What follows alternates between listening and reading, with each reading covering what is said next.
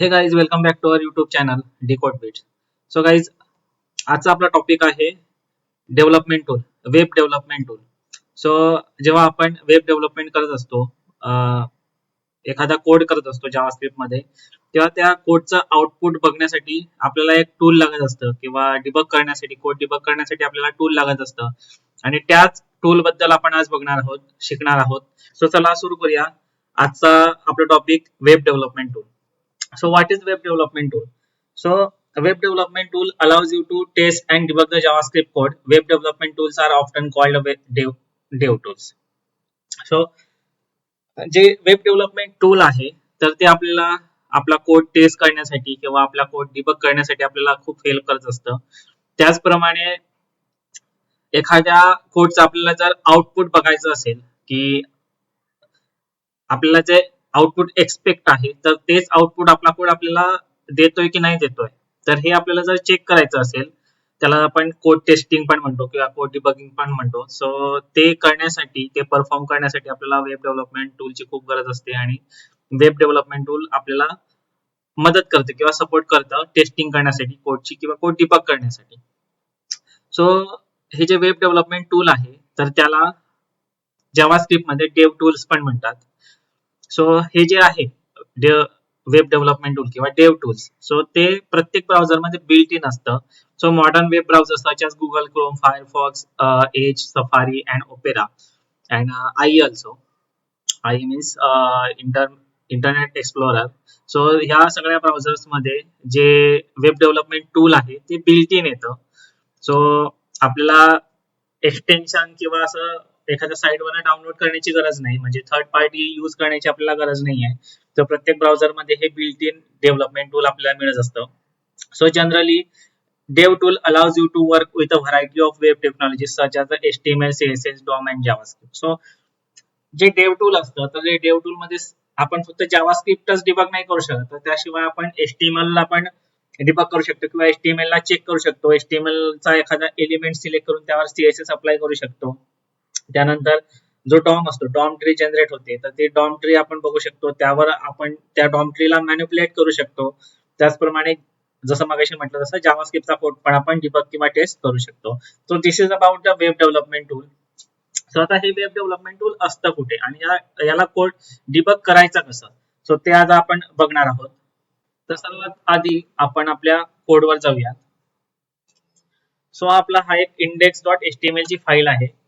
या फाईल मध्ये आपल्याकडे हा कोड आहे.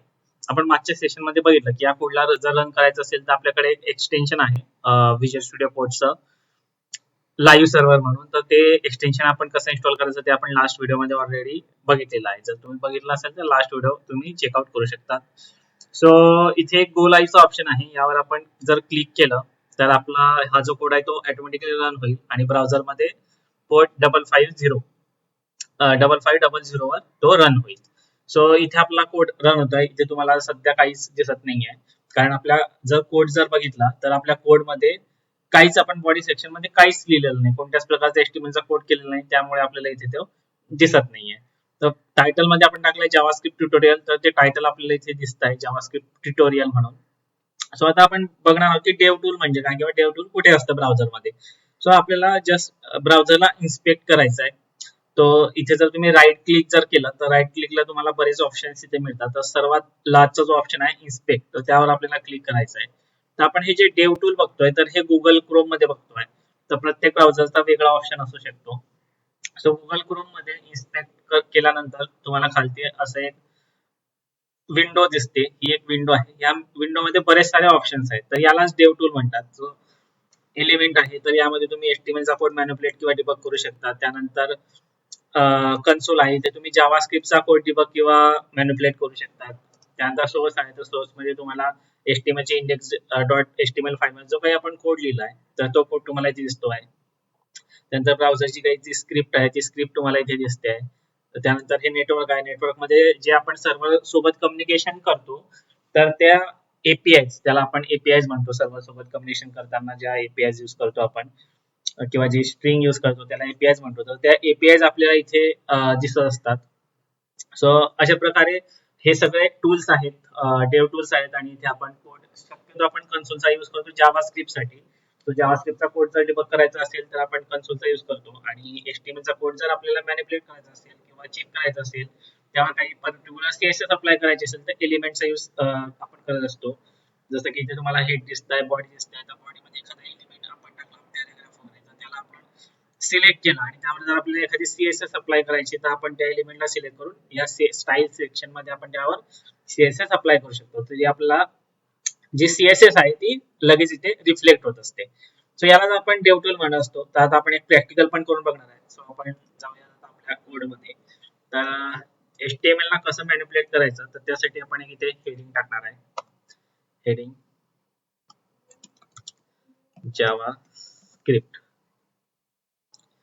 जस्ट जावास्क्रिप्ट टाकलं किंवा हॅलो जावास्क्रिप्ट करूया आपण. Hello JavaScript. याला रिफ्रेश केल्यानंतर आपलं जे ब्राउझर आहे ते ऑटोमॅटिकली रिफ्रेश होणार आहे. हे बघा ऑटोमॅटिकली रिफ्रेश झालं आणि इथे हॅलो जावास्क्रिप्ट त्याने आपल्या ब्राउझरवर प्रिंट केलेला आहे. तर आता एचटीएमएल ला मॅनिपुलेट कसं करायचं, सो याला आपण इथे हा जो एरो दिसतो त्या एरोला क्लिक केल्यानंतर आपण ह्या हॅलो जावास्क्रिप्टला सिलेक्ट करणार आहोत. सिलेक्ट केल्यानंतर तुम्ही इथे खाली एलिमेंट्स सेक्शन मध्ये बघू शकता की H1 टॅग जो आहे तो सिलेक्ट झालेला आहे, आणि तुमच्या राईट हँड साइडला तुम्ही इथे स्टाईलच्या आत तुम्ही बघू शकता की H1 ची जी डिफॉल्ट स्टाईल आहे ती अशा प्रकारे आहे. डिस्प्ले आहे, फॉन्ट साइज आहे, त्यानंतर मार्जिन, ब्लॉक स्टार्ट वगैरे ही त्याची जी डिफॉल्ट स्टाईल आहे ती डिफॉल्ट स्टाईल आहे. तर या व्यतिरिक्त जर आपल्याला स्वतःची आपली स्टाईल द्यायची असेल तर ती स्टाईल आपण ह्या एलिमेंट डॉट स्टाईल मध्ये देऊ शकतो. सपोज आपल्याला जस्ट चेक करायचं आहे की H1 टॅगला जर बॅकग्राऊंड कलर दिला तर कसा दिसेल हे आपल्याला चेक करायचं, तर आपण ते इथे मॅनिपुलेट करू शकतो आणि नंतर मग सेम सीएसएस कॉपी करून आपल्या कोड मध्ये ती पेस्ट करू शकतो. सो आता सपोज मला इथे याला बॅकग्राऊंड कलर द्यायचा आहे. सो मी करेल बॅकग्राऊंड. इथे जरा जस्ट बॅकग्राऊंड हे केलं तर आपल्याला बॅकग्राऊंडच्या खूप प्रॉपर्टीज दिसतील. तर आपल्याला कलर द्यायचा म्हणून कलरला आपण सिलेक्ट करू आणि त्याच्या मागे आपल्याला बॅकग्राऊंड कलर रेड द्यायचा आहे. सो मी इथे रेड टाईप करेल. तेव्हा टाईप केल्यासोबत लगेच त्याने ते बॅकग्राऊंड कलर त्याला दिलेला आहे. तर अशा प्रकारे आपण एचटीएमएल ला मॅनिपुलेट करू शकतो. हा टेक्स्टचा कलर जर आपल्याला चेंज करायचा असेल तर जस्ट कलर म्हणून आपण ते टाकू शकतो कलर, आणि ते व्हाईट. तर अशा प्रकारे आपण व्हाईट कलर देऊ शकतो. तर अशा प्रकारे आपण या एलिमेंट या डेव टूलचा यूज करून एचटीएमएल आणि सीएसएस ला मॅनिपुलेट करू शकतो. सो आता एचटीएमएल तर आपण बघितलं.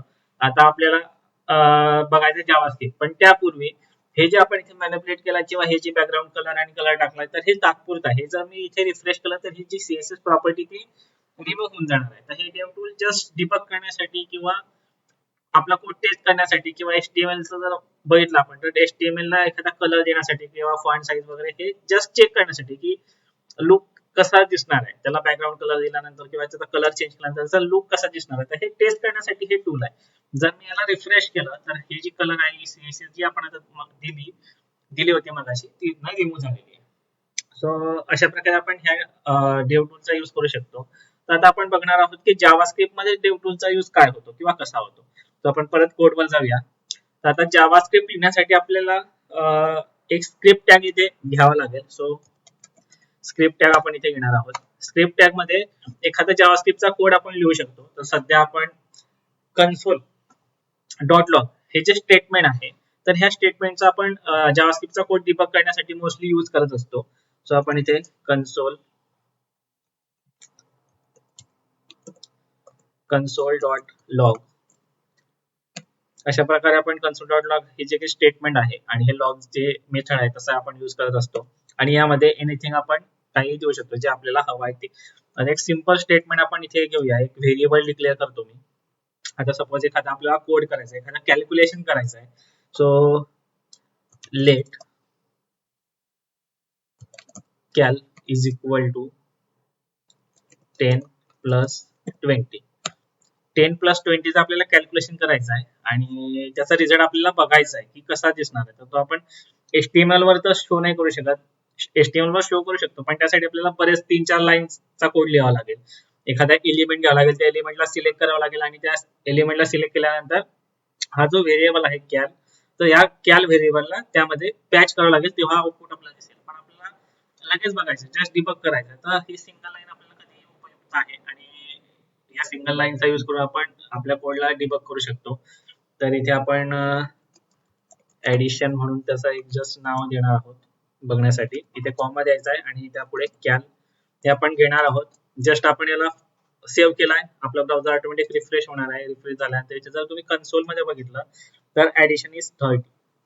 10 + 20 इज द 30.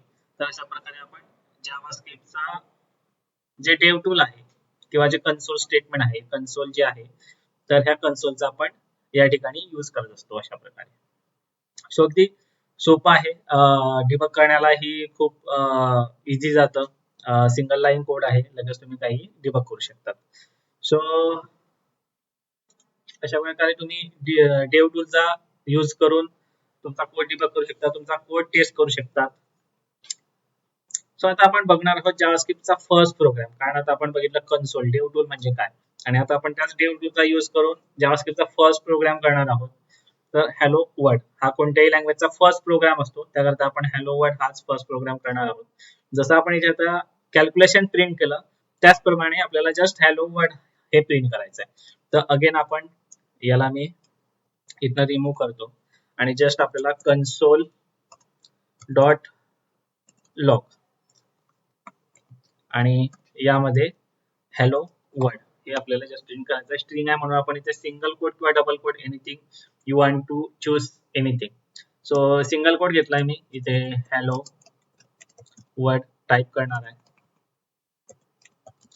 आणि जस्ट याला सेव्ह करायचं आहे. सेव्ह केल्यानंतर आपलं जे ब्राउझर आहे ते ऑटो रिफ्रेश होणार आहे आणि तुम्ही इथे कन्सोल मध्ये बघू शकता हॅलो वर्ल्ड. त्याचे हे हॅलो वर्ल्ड आहे आपण जावास्क्रिप्ट मध्ये प्रिंट केलेलं आहे आणि ते हॅलो जावास्क्रिप्ट जे आहे ते हे HTML मध्ये प्रिंट केलं आहे म्हणून ते इथे दिसत आहे. आणि जे हॅलो वर्ल्ड जे आहे ते आपण जावास्क्रिप्टच्या टॅगच्या आत कन्सोल मध्ये प्रिंट केलं आहे म्हणून ते आपल्याला डेव टूल मध्ये दिसत आहे कन्सोल सेक्शनच्या आत. सो गाइज अशा प्रकारे तुम्ही डेव टूलचा यूज करून तुमचा कोड डिबग करू शकता, तुमचा कोड टेस्ट करू शकता. So that's it for the day.